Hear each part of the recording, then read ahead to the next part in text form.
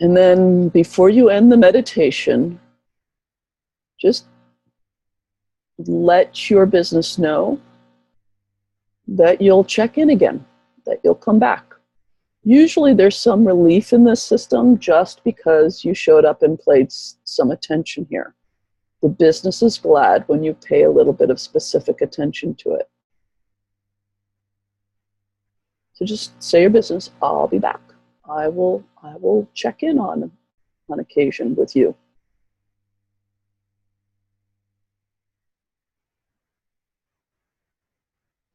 And then allow the meditation to go away. Come back to here and now.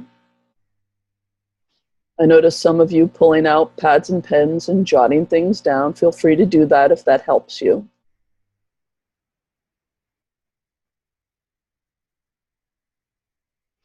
And this is a moment for a couple of things. One is if there was anything that was sticky, usually it goes quite nicely, but you know, sometimes we can run into obstacles. So if there's anything sticky that you have a question about in terms of the process.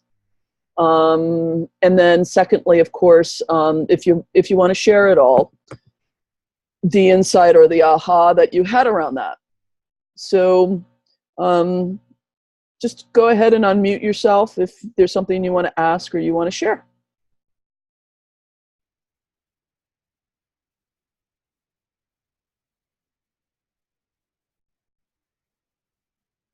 I'll share.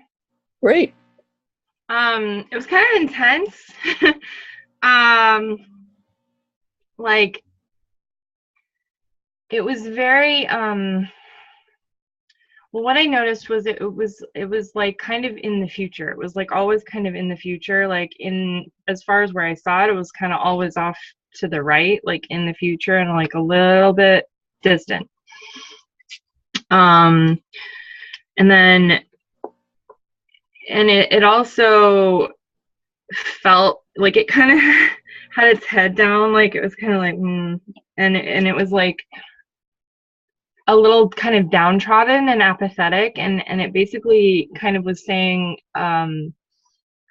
that, you know, it wants good things for me, but it doesn't necessarily trust that I'm going to show up with regularity and consistency. And it's felt a little what's the word, you know, like played around, kind of like, you know, when you're in a relationship and someone's kind of in and out, hot and cold, you know, it was like that. So yeah, so that was kind of intense. And you know, when I said I'll be back and I'll check in with you, it was like, well, that'd be cool, but I don't necessarily trust that you actually will.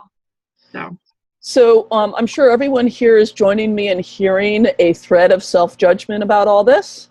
Yeah, maybe just a little. We do. We judge ourselves about this. So I have a recommendation to you, Anka. Do this again. Okay. But notice what's on the left. What is it that's got so much of your attention that you can't give it to your business properly? Okay. Right? And include it explicitly. One of the things I notice very frequently for people who are running hot and cold on their businesses or just kind of cold is that something else has their psychic attention. And until that gets properly included, somehow, it doesn't mean we wrap everything up with a bow. Like, you cannot have a business until you are all healed on all fronts. Well, that's not workable. There's got to be something in between. But my experience is if it's either something in childhood, a parent, an ancestral trauma, whatever the usual category of things are, if it gets included explicitly, the business can say, oh, I see, that's important. And so then the enmity between us and our business, the dial on that can kind of go down. Okay. Right? Mm-hmm. And then one can begin to ask the question, can I also have attention on this and on my business?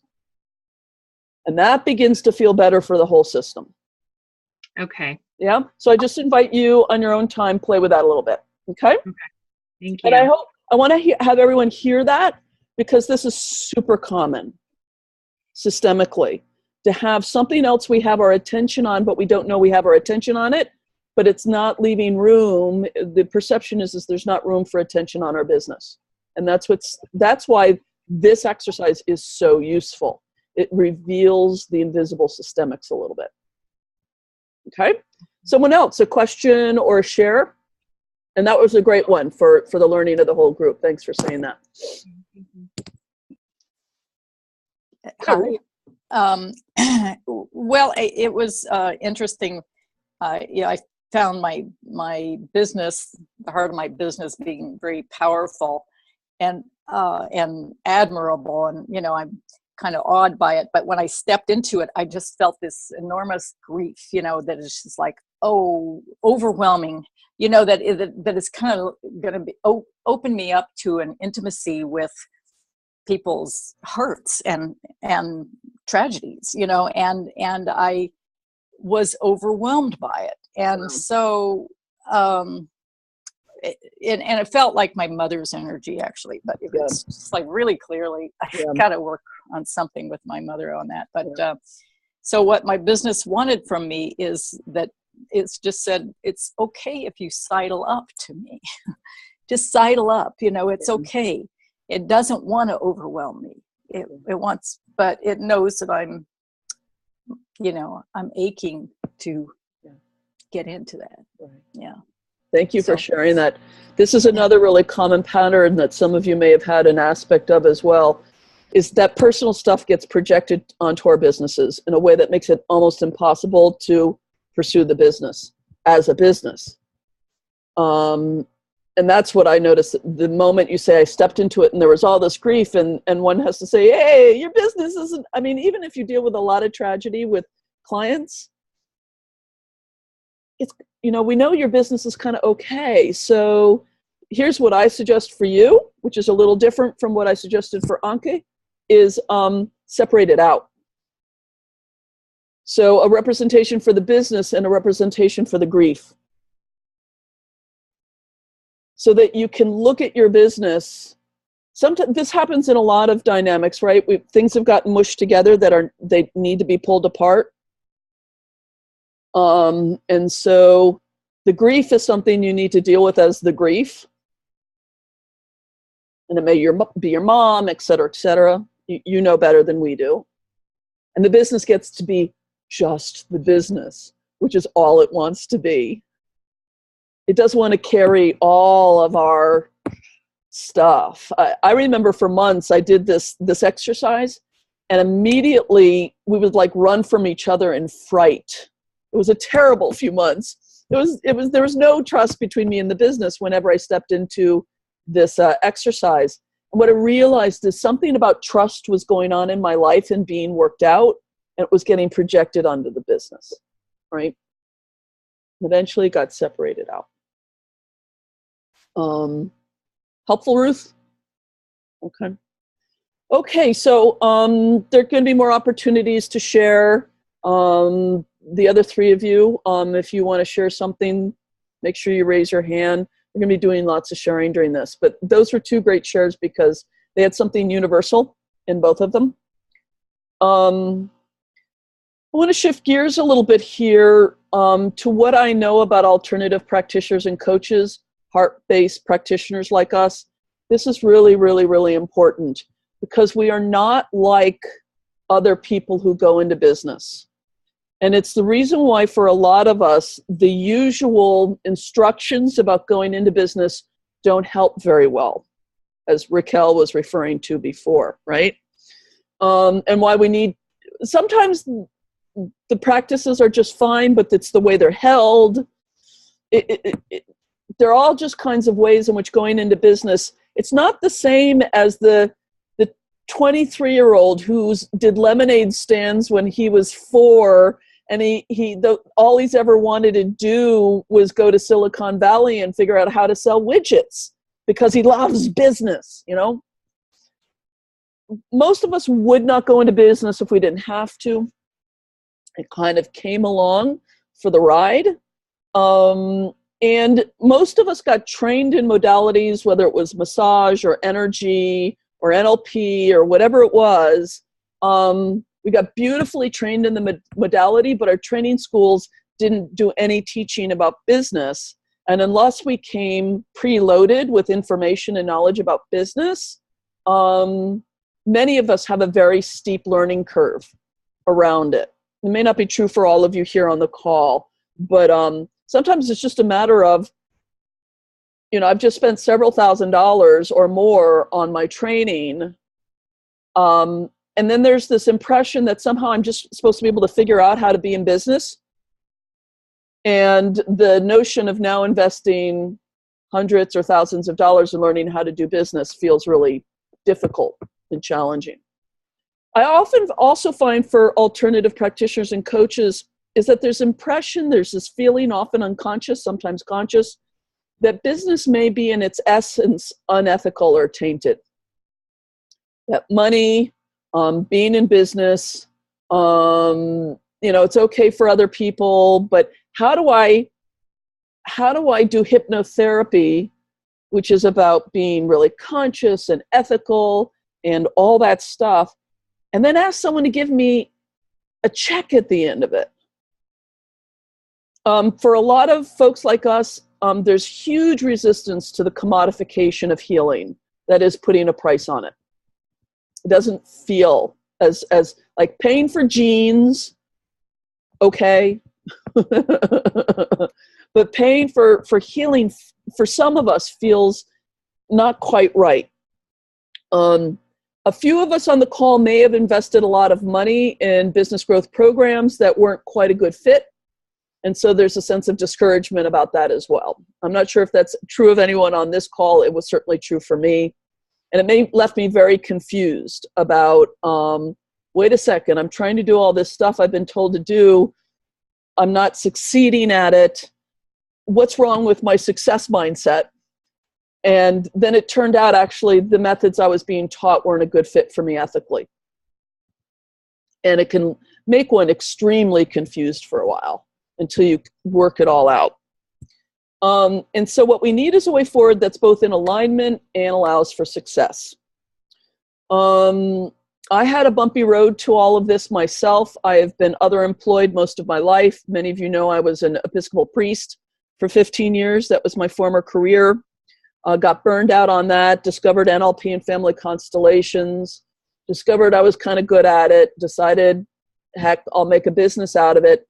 Did a lot of stumbling along the way. I was in a program, a coaching program, and I remember sitting there and learning all this stuff and thinking, I'm not even quite sure why I'm here because I'm pretty certain I'm going to fail at this. Which is really, I hope that gives you hope. That you can believe that about yourself and it can be wrong, you know, because that was true for me. I was absolutely like, you know, I'm not going to figure this out. I'm not going to make it work. And I did. To my advantage is I'm stubborn. I kind of just keep slogging at things, is kind of my personal style. So that kind of was one of my advantages. My business grew year by year. I remember at the very beginning, my coach saying, you're going to build a website. And I looked at her and I thought, you're crazy. You're a lunatic. Doesn't building like leprechauns make websites, right? But I did. And then I started to figure out, you know what? I can learn this. This is what became such an amazing thing. Business is just something you can learn. It's just learning. And it is possible for anyone on this call to learn what you need. And then I hit this point. I was not yet making enough really to live on, but I hit this point where I realized I was going to be okay. And this point is really golden because it's not about the evidence in the business, although that helps. It was something internal had shifted. The healing that allowed me to know I was going to be okay. So this is what I want for all of you. Now I'm going to shift back to screen share because I want to talk about the types of problems we run into in business. There we go. We did introductions. I did what's special about heart-based predict. Now we're on 3 problems. Did you know there were 3 problems? I bet you didn't know there are only 3 problems in the world. This is just a framework I've come up with as I've thought a lot about business. I want you to imagine a situation in which you've gone to a doctor due to a fever, which is a problem, right? It's troubling you, right? And there are about 1 million diagnoses your doctor could make about that fever. And the correct diagnosis will depend whether he sends you home with some aspirin or he admits you into the hospital and everything in between. If we don't know what the nature of our problem is, we're unlikely to attach the correct solution. The reason why I'm bringing this up is I find that amongst a lot of my fellow alternative practitioners and coaches is that there are some ways in which we identify problems that lead to incorrect attempts to solve them. And it drives people nuts and really slows people down. So I've discovered that getting clear about this upfront is actually really important because it leads to productivity and efficiencies. Okay? So I'm just going to, here are the three big bullets. The first one is unconscious limiting beliefs. This is kind of the typical way we talk about in our culture right now. I'm going to use the NLP shorthand for this, which is ecology. Okay, I'm not going to explain why that's the word that we use as a shorthand for this. It just means I don't have to say unconscious limiting beliefs for the rest of the workshop. The second one is developmental and seasonal learning, cyclical learning. And the third one is being out of alignment with your values. Okay, these are 3 really different problems and they all really require different approaches. So I want to talk about each one just in a bit of depth and what are the best ways to address them. And as you're going along, what's going to happen is you're going to think about some of your problems. Some of the problems you may have mentioned in your introductions or other problems that come to your mind, some blocks or obstacles or things that aren't working for you. And you're going to begin to ask yourself, oh, which of these bullets does it belong to a little bit? And yes, a problem can belong to more than one of these bullets. It can be both an ecology issue and a learning issue, for instance, okay? But knowing which it is predominantly is really going to help you get a better feeling for your problem that you're struggling with a little bit. So, starting with the first one, unconscious limiting beliefs. And by the way, in this format, I cannot see everybody. So if you have a question, you can't just raise your hand. You've got to unmute yourself and say, Leslie, I have a question. Do feel free to do that if you have a question. Ecology, unconscious limiting beliefs. Very generally, I boil these down to 2 things. They're patterns that have to do with either maintaining safety at an unconscious level or maintaining belonging at an unconscious level. There are other ways we could sort of fine-grain this, but I find it useful to just allow for those 2 big buckets. These are the unconscious patterns that help you feel safe and help you feel like you belong. An example might be procrastination as a safety pattern. It's keeping you from something your system is somehow coding improperly in an out-of-date way as dangerous. Yeah. Smoking, an unconscious pattern to get love and belonging, perhaps, for some people. So let's say you have a problem and you're thinking, maybe it's ecology. Maybe that's what it is. Here are some of the things I've noticed about ecology. Okay. One thing is that ecology is usually something that hasn't just arisen out of the blue in the last few weeks. It's something you've been banging your head against the wall with for a while. Now, it may have looked differently when you were younger, yeah, but it's still the same underlying pattern, and you can kind of tell it is, yeah. So the smoking you did in your 20s is the eating you're doing now in your 40s, right? That kind of thing. So it's long-standing. It finds its root in childhood and beyond, and so it's long-standing. The second thing about ecology, and this is really, really important, is that when you push too hard against it, other things also start shutting down.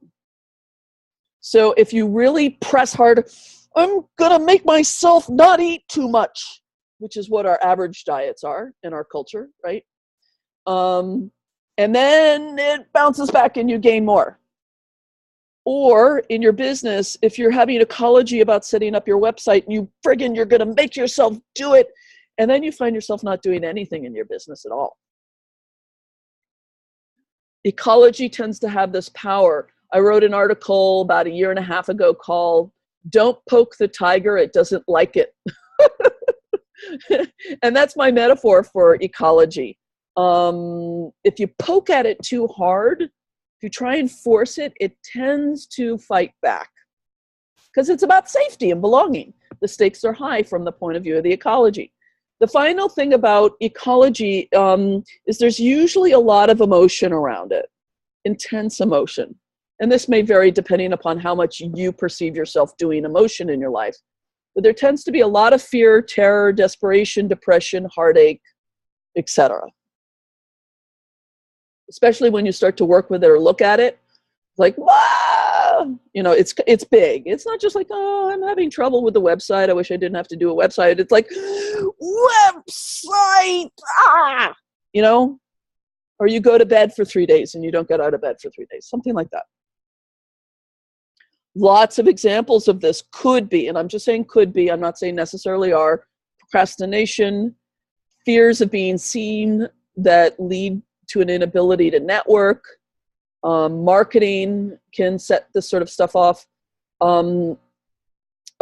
Tendency to give away services or undercharge can often be connected to ecology patterns, things like that. So the question is what to do. As I've already implied, don't force things. Forcing things around ecology tends to really muck up your business. Here's my recommendation. If the thing is, ecology usually takes time to work out and heal. It just does. It's really deep-rooted, it's core, it's about really important stuff about our lives. And so, and yet you gotta do a business. I can't wait forever, as I said, for everything in my life to be healed. So what you wanna do is work on the things on your business that you can work on. And there's always something that you can do, yeah? So if there's stuff that you're like been forcing and trying to make happen and it's just not working, what you want to do is put it aside and say, you know what, I need healing on that. I need to do healing work on that. And let me go back to what I can do in my business. Yeah. And as I said, if there are things that are that big, that are that size obstacles, you do need to continue to commit to investing in your personal healing. It's just part of the deal. It just really is part of the deal. Okay, that's enough on ecology. By the way, I'm just giving you a thumbnail on these things. All of these things could deserve weeks and months of instruction about. By the way, in my other longer programs, we do a lot of work on this stuff. We do a lot of healing around ecology. It's a big part of what I feel like I'm obligated to do if you want a business, is to do healing work with you along with the business training stuff. The next one is developmental and seasonal learning or cyclical learning. This is kind of two kinds of things. One is anything that just requires straightforward learning. Maybe you have no ecology about website making. Maybe you just don't know how. And you need some learning and you need some help. Or maybe you want to pay someone else to do it, which is also fine if you have those kinds of resources. Or you've hit a wall on what you feel like you can learn. Or it just needs the expertise of a professional, perhaps. Another thing in here, though, is also cyclical learning, which is really, this is so much more important than anybody gives credit for, because I see this over and over again. Is things that we're going through a cycle on that we pathologize and that we should not pathologize. I will give a common sense analogy for this. Blaming a 1-year-old for not walking yet. Why aren't you walking yet? Work harder on it. Why aren't you walking yet? Well, I'm only one. That's the deal. Well, we have versions of this.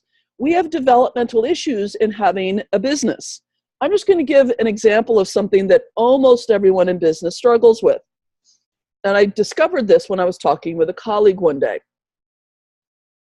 Anyone, raise your hand if you've ever felt in your work that you were a fraud or a charlatan. Who am I to be offering these services and thinking I can help anybody? Come on, be honest.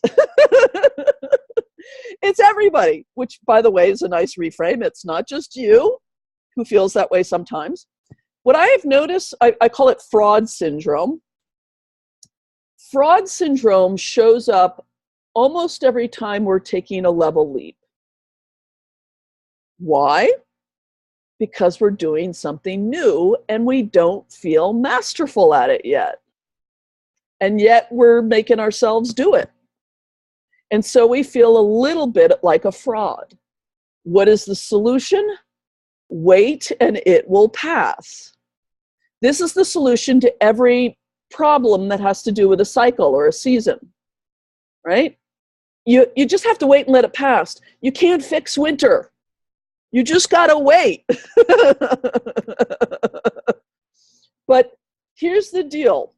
I'm gonna jump back for a second to ecology. In the Bay Area, in a lot of heart-centered circles, every problem is called ecology. And not all problems are ecology. This is the thing. I want us to think creatively about depathologizing a lot of the problems we run into.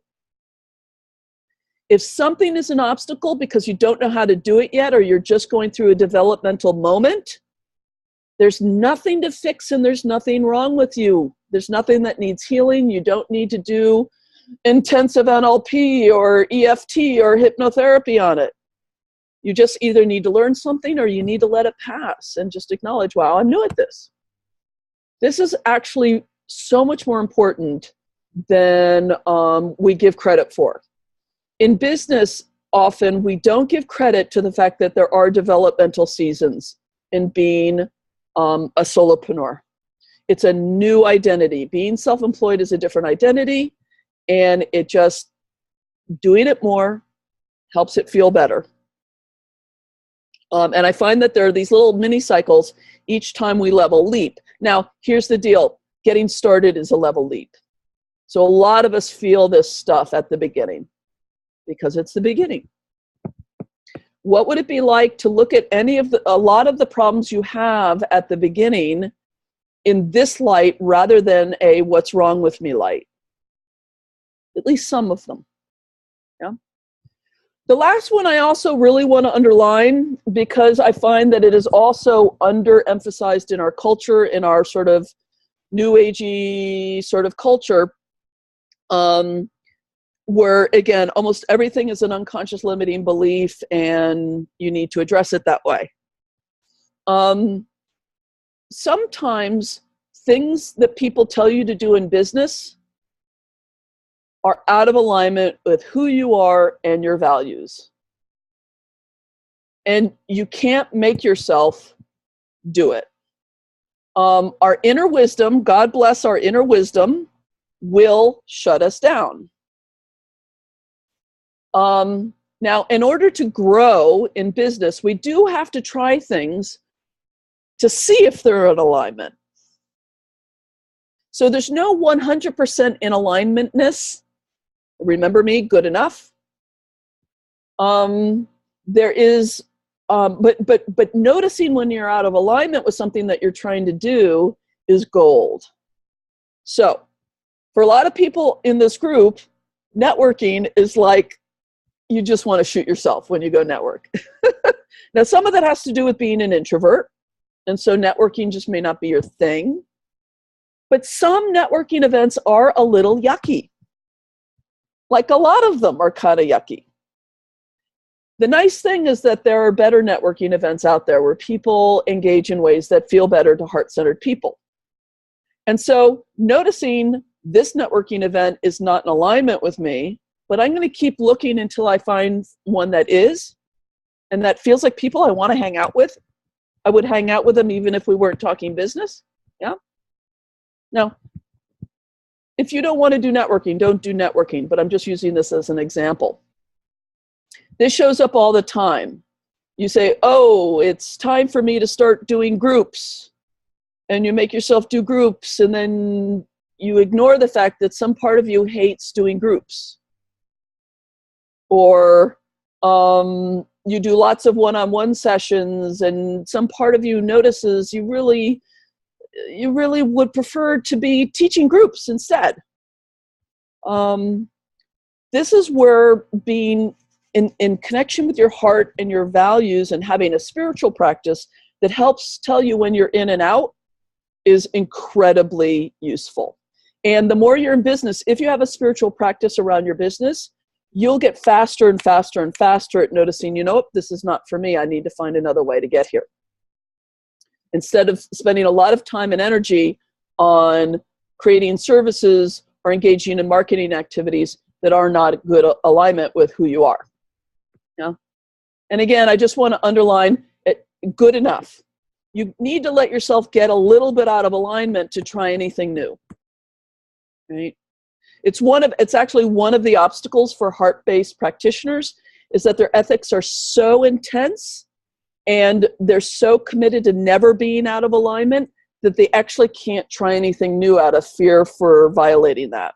That actually is one of the big things for some people. A perfectionism around this sort of thing. So that's the third kind of problem that we can have. Now, as you begin to think about your problems, now, the main one or two or three, and maybe narrow it down to one just to have something to focus on for a second.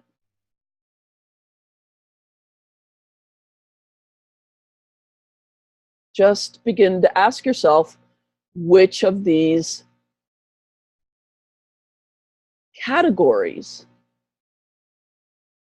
this problem might belong to. And again, yes, some problems belong to more than one. Absolutely. Alvaro just asked a really good question as you are pondering that a little bit, which is, what do you mean by spiritual practice around business? And all it really means is a spiritual practice that you connect up with your business. So let's just say you're a Christian, and one of the things you do is pray regularly. Are you also praying about your business? Are you asking the divine for support and guidance around your business? When a problem arises, do you bring it into your heart in relationship to whatever Christian practices that you have? My experience is that either people don't have much in the way of a spiritual practice at all, in which case I strongly recommend you start to develop one for yourself. Even it's just like mindfulness practice, which doesn't really require a whole lot of belief systems about the universe, but it can be so useful for business. And then include it in your business, because my point of view and the point of view of a lot of people is that business is a spiritual activity. It should be a spiritual activity. It's about the sacred commerce. It's about the marketplace. It's about offering services and receiving something back. As Ruth said, it's intimate. It's very intimate, all these things. So does that answer your question, Alvaro? A bit. You can ask a follow-up question. I also, at this point in time, invite people, what kind of responses are you having to this little mini lecture on this topic, your problems, and any ahas about something you've been struggling with, and maybe now you're thinking about it differently.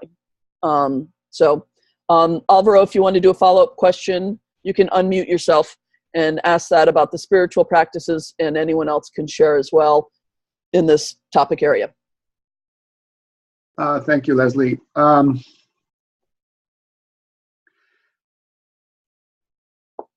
was a little bit set aback about the spirituality, and then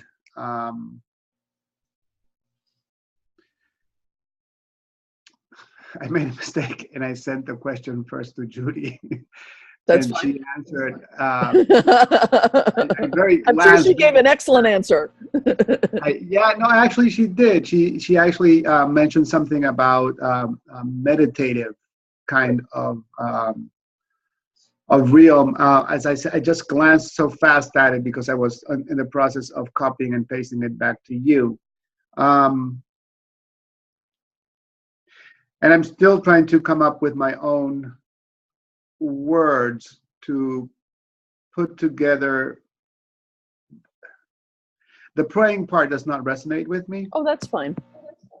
The meditation part sort of makes a little bit more sense. The spirituality part, sort of like I'm starting to grasp a little bit about it. But I think I'm going off on a tangent. I think at the end of the day is this whole thing comes back to the alignment and to be able to look, what you brought it is like when you have an issue, when you have a problem about your business, and to be able to sit back and look at it as its own thing that you're related to, but try to associate and dissociate from it and not just get tangled into it, a snowball. Yeah. I don't know. That's exactly it. As I was saying, mindfulness practices, which are a form of meditation, are very useful for a lot of people. And yes, it's slowing down. It's rising above the tyranny of the urgent, and our day-to-day sense of addressing scarcity, and getting more information about what's really going on so we can actually move forward in a stronger way. So yeah. And this is a minefield. Spirituality or alignment is I want to be non-sectarian about it. It's very personal to everybody on the call and your particular tradition. Yeah. Other questions or things you're thinking about in terms of a problem that you have? Just go ahead and unmute yourself. Let's hear from Raquel. Hi. So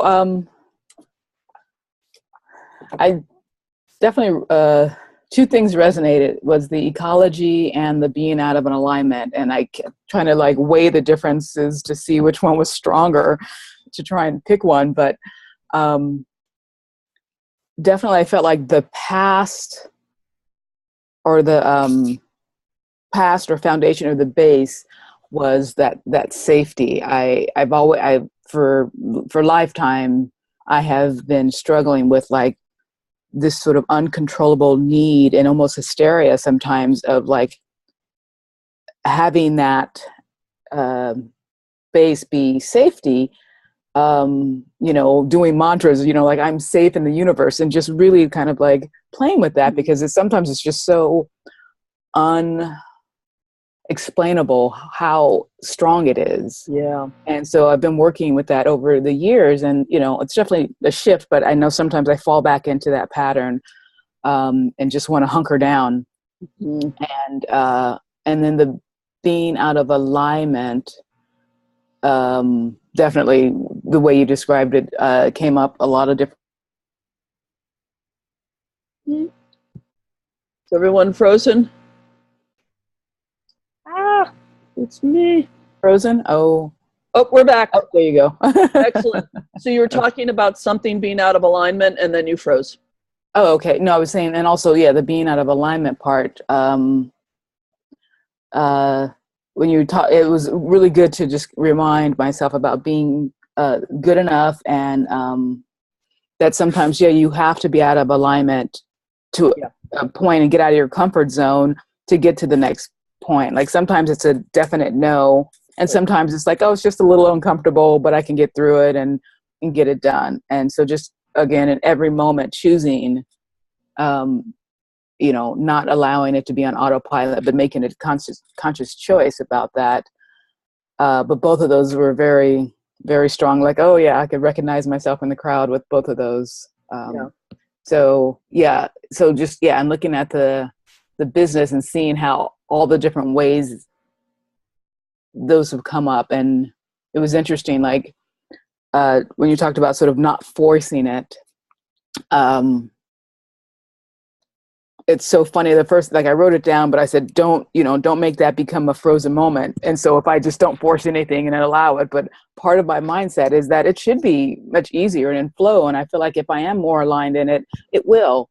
So, but again, once I let go of sort of that intense need for safety, it will flow. But, like I feel like it's a stopgap. So, Yeah. yeah. I do want to say, don't force anything, but sometimes it's a good thing to nudge. Yeah. Just, like, oh, don't want to go to the networking event, but I'll go. Okay. Right. And Right. you go home and you say, I hated that, but I'm proud of myself for trying. Yeah, exactly. So I think we all have a sense of the difference between those two when we're really trying to shove against something. I want to say a thing about the frozenness that could happen again. And like we just did, just wait. It should probably resolve in a second or two. The third thing I just want to ask Raquel, and this is the framework of the family constellations of a lot of people on this call have. How safe, generally, over the last few hundred years, did your ancestors feel, if you were to guess? Not very safe. Yeah. Pretty low. Yeah. I mean, I think everyone on this call can feel that. So, if you could just kind of bow to the fact that they did not have safety, and they are delighted that you do, or at least more than they could. And even for you, it's not 100% safe, but it's more than they could like hope for themselves. And to let it be okay that you are safer than your ancestors. Yeah. And feel their blessing, and the hopes that your children or nieces and nephews or whatever, that your next generation feel even safer. Right. And receive their blessing around that. Yeah. Because one of the things we as the children of ancestors who ever suffered, and many of us have, is that there can be an unconscious survivor guilt. The analogy I like to offer up is, imagine you're at a big table with all of your ancestors, all these plates in front of everybody, and you're the only one with food on it, and a voice says, eat. And we would all politely push the plate away.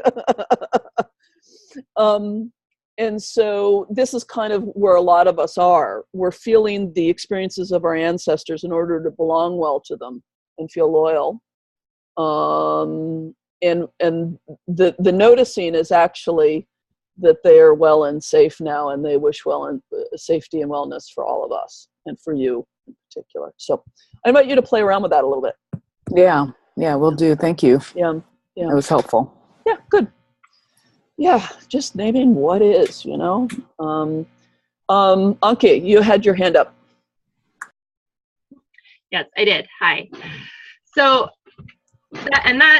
what Raquel said, a lot of that resonated with me too. But a little more specifically, like, because for me, I was having with ecology versus, alignment, questioning like, well, what's what? Like, so two kind of specific examples I have are like there's a lot of advice to like choose a niche, right? And I have massive resistance to that. And I don't know, I'm still kind of like, well, part of it is like, well, I want to help everybody, right? So I can't quite figure out, like, is it just resistance due to like some ecology thing, or is it that it really is just not in alignment with me? I have that with that and a couple of other things as well. Like, This actually includes the third bullet too, because there's a developmental issue around niching.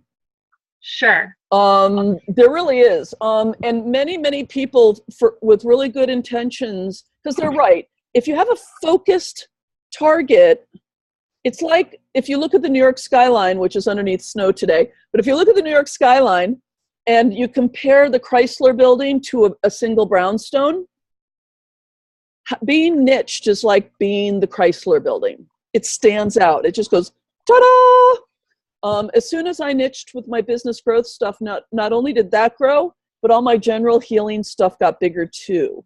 You're just more visible. Having said that, so well-meaning coaches will say you got a niche, and it's true. Well, not gotta. We recommend that you niche, and that is true.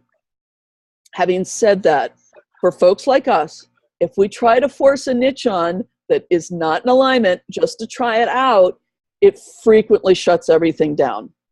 And right. so And that's what, like, that's what I've heard before. It's like people are like, well, just pick something to just try it out and play with it. And I like see why they say it doesn't work. It's good advice. It doesn't work. It really doesn't.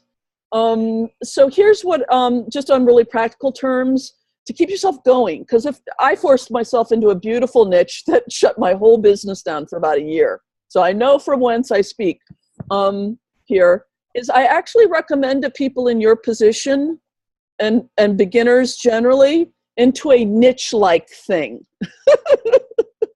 This is my formal language for it. A niche-like thing. So being unniched to saying, I help people, or I help people get over their problems and be happier. That's not niche. That's not even niche-like, which mostly anyone here on this call could say. But I will name for you my niche-like thing that I had for about 2 years before I found my niche. And it served me well. And I'll just give you the example. You know those people who are intelligent and heart-based, who have this crap that keeps coming back to them no matter what they try, and it makes them feel crazy even though they're not?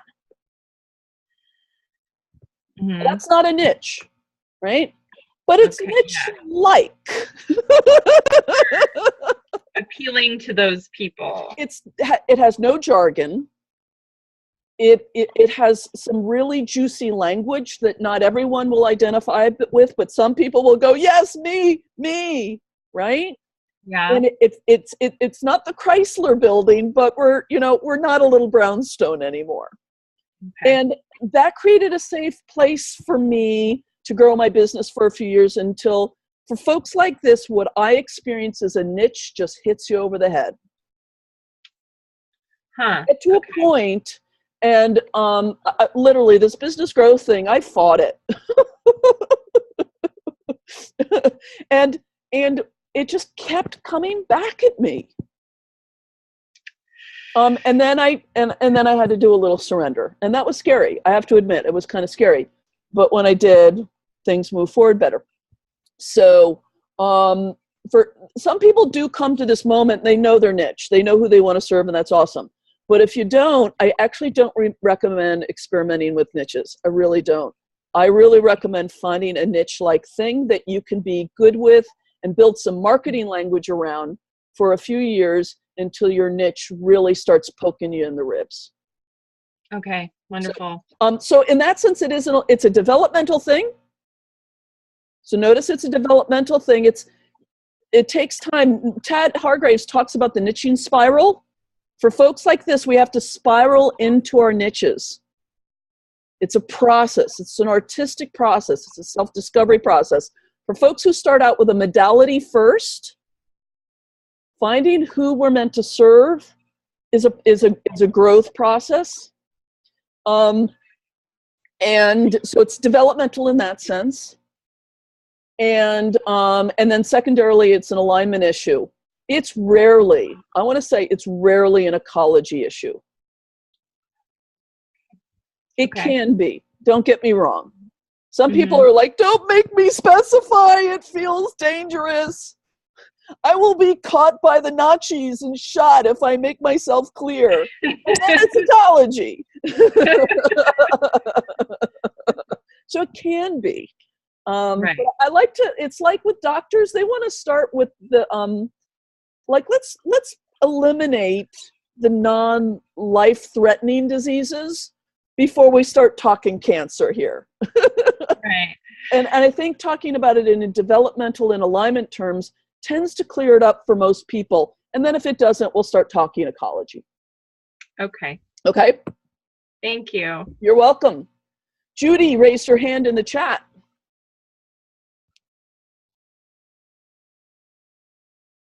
You're muted, Judy.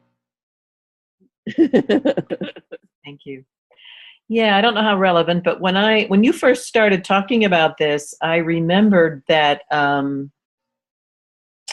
worked in the corporate world for probably 20 years and was relatively successful, but always felt like a misfit because it was out of alignment. And I did make good money, and I had, from time to time anyway, some level of security and even prestige.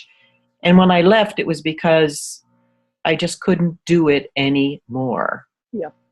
It was like killing my soul. Yeah. So what's happened to me over these last 20 or so years in being self-employed is trying to stay away from business. It's almost like it had a negative charge. I just thought, I can't do that. I just can't do it. It felt unethical. It felt, yuck. And so, I mean, it's almost developmental. I'm slowly coming around to see. And healing. Yeah. Mm-hmm. Healing your corporate experience. Mm-hmm. Yeah. Sorry, I interrupted you. It's taken a long time. And, there's still the piece of me, and it's somewhat related to this, that feels like you mentioned it being a fraud or not masterful enough, especially in constellation, because I'm relatively new. Mm-hmm. And yet what I've seen is when I do one for someone, it can be phenomenal. Yeah. So I simply need to step in and own that, and then I could get paid for that. Yeah. Yeah. Two things I want to say about that. I want to refer to the last thing first. One of the things that a lot of marketing coaches do for people who are new, like they've just been trained in something, is to position yourself. That's the languaging, right? Tell them how long you've been studying. Tell them how long you've done other stuff that's related to it. Positioning. And it's not bad in and of itself, but it tends to make us feel like we're putting on a false front. Mm-hmm. On the other hand, we don't want to go the other way and say, listen, I'd like to help you out, but I am brand new. I want to let you know, so I could really fuck it up. But really, I hope you trust me. That's like the other side of the of it as well, right? It's like being falsely overpositioned or falsely under. So the place we want to do is hold our beginner status. This is an alignment piece. To just say, you know what? I have been trained, so I do know stuff. I've seen myself help people. This is more of an inner stance than anything you say on the outside. Right. And I am new, and I'm going to grow. And I'm not as good at this now as I will be in 2 years or in 30 years, whatever it is, right?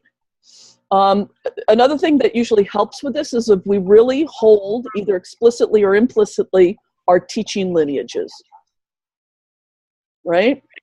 Our mentors and elders. Mm-hmm. And we're able to notice that they will always, be senior to us in a way that's, and we'll be senior to someone else, and we will pass it down. And that feels good. That feels good to the system. And it feels good to us. And then, you're not going to charge as much at the beginning than you are after you've been doing it for 3 years, et cetera, et cetera. The first time I did my 4-month program, I charged $895, which is for 8 3-hour workshops and 6 1-hour sessions and unlimited email. But it was my beta, and I was learning, and it felt in alignment to do it that way. Yeah. And now I charge more for that because I've been through quite a few rounds of it, and I'm much better at it than I was back then. This is the way we hold alignment around being kind of new at something. To not push it away by over positioning ourselves, but also by not falsely, putting ourselves down. I also want to refer to where you started, which is business feeling yucky. Thank you for saying that. You have a specific experience of that, but you don't have to be in the corporate world to share that feeling. And I'm going to get to that later in the call because this is critical.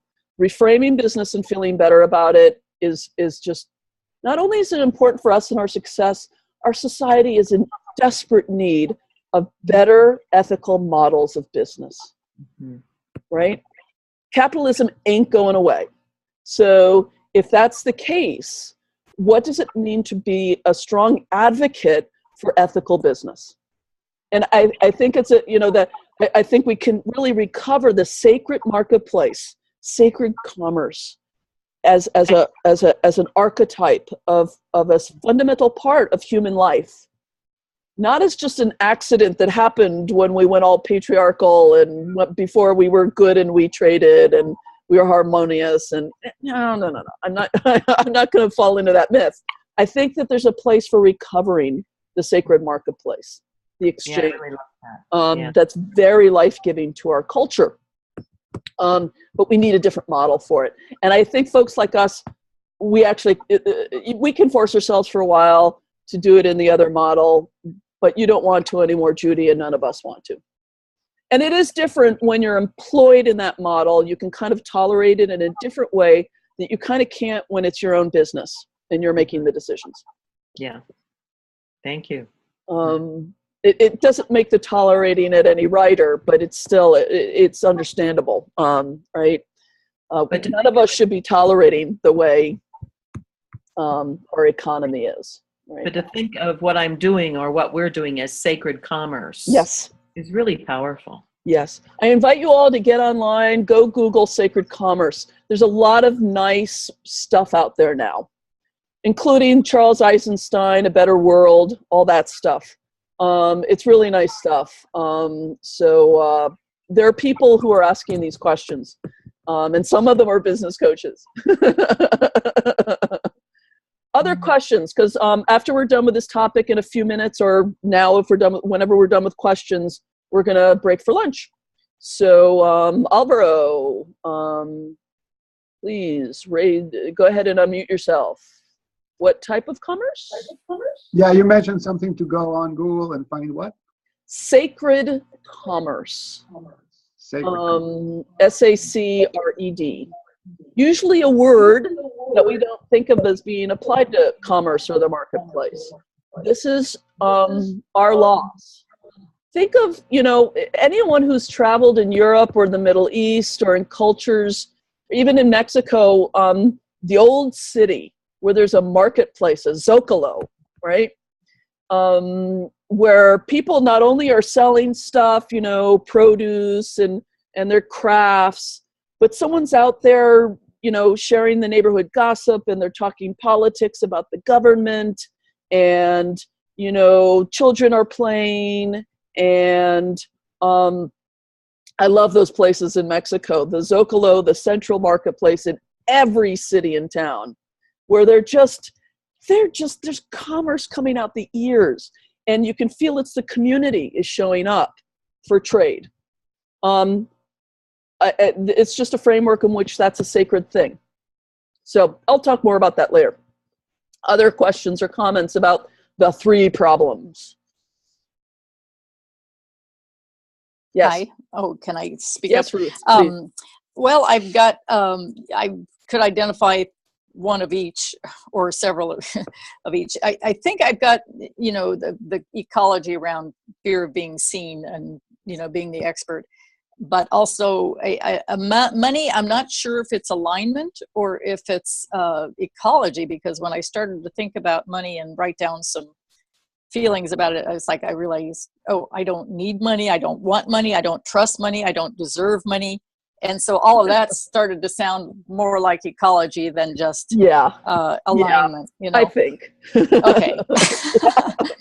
So I probably have to throw that back in the ecology pile.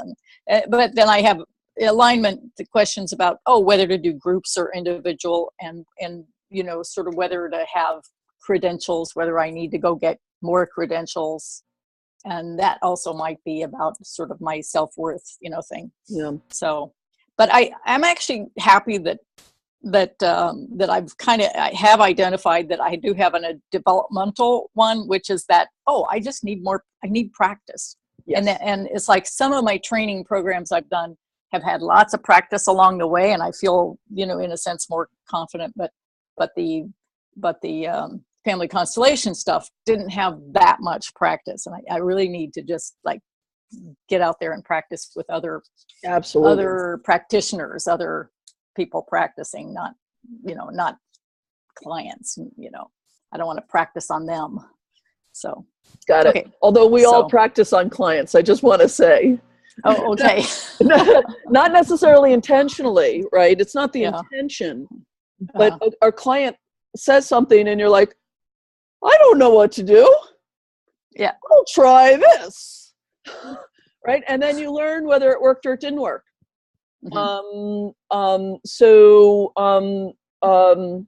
Being ongoing practitioners is also a really useful framework.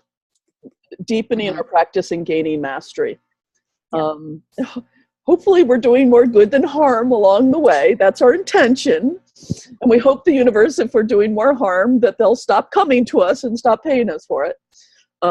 That's all it got a certain karmic quality that works well for us. But yes, good. Yeah, more practice. Excellent. Another thing I got Judy, I recommend everyone here. Lovely little book. It's about 20 years old now. George Leonard, I'll put it in the chat for everybody.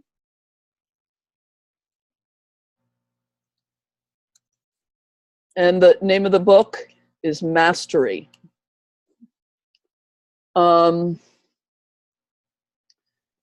little book, written in the day of the sort of big arrival of the human consciousness movement, and the idea that you need to change your thoughts to have a better experience of life was getting very big in the 70s. And he argued for practice, for doing stuff and getting better at it. And his personal context for that was martial arts. But it could be in all kinds of contexts. So it's a lovely little book, and it's not that the changing your thoughts and limiting belief stuff isn't critically important, but it's a nice corrective to the overemphasis on that sometimes, that we actually really do like to learn as humans. We don't want to be able to snap our fingers and, be able to play the piano. That there's something about getting really good at playing the piano and say, wow, I committed to that and made that happen. It just makes us feel good. So I just recommend that book to you because it's relevant to people like us, because we're learning. We're learning not only our modality and getting better at it, we are learning how to do business, which is also a practice, learning how to get better and better at business. Okay. Judy, you had a question. Yeah, it's not so much a question. I just wanted to make a comment for Ruth. I don't know where you're located geographically, but there are practice groups. Like there's one here in Boulder. It's led by an experienced person, but then everyone comes who feels less experienced, and we just do practice constellations for half a day on a Saturday about once a month. So maybe just check out in your area and see if something's going on. Well, the reason why I had Anki chat with Ruth is that Anki actually she's just set up something like this. Okay. And they do both live in the Bay Area. Okay. Yeah. So Anki can help her out with that. And at least plug her into the things that are happening around here. Excellent. Ruth, you were about to say something too before I send it over to Judy? No. Anything last? Because I want to send everyone off to lunch. I'm done. No? Okay. So we are at 11:42. I am going to stop the recording, but I am not going to turn off the call. So I invite you to stay on rather than going off and coming back on. If you want to turn off the video because you don't want people to see your empty living room for the next half hour, please feel free to do that. We'll leave it on. I'm just going to stop recording for the lunch, and then I'll start it again when we start up. We will come back at 12:15. Okay, so please be back. Don't be late. Come back at 12:15. Any other questions or logistical stuff before we go? Okay. So you can unmute yourself and say goodbye to everyone. Have a good lunch if you want to. Goodbye. Bye. Have a good lunch. Bye. Have a good lunch. I have a good lunch.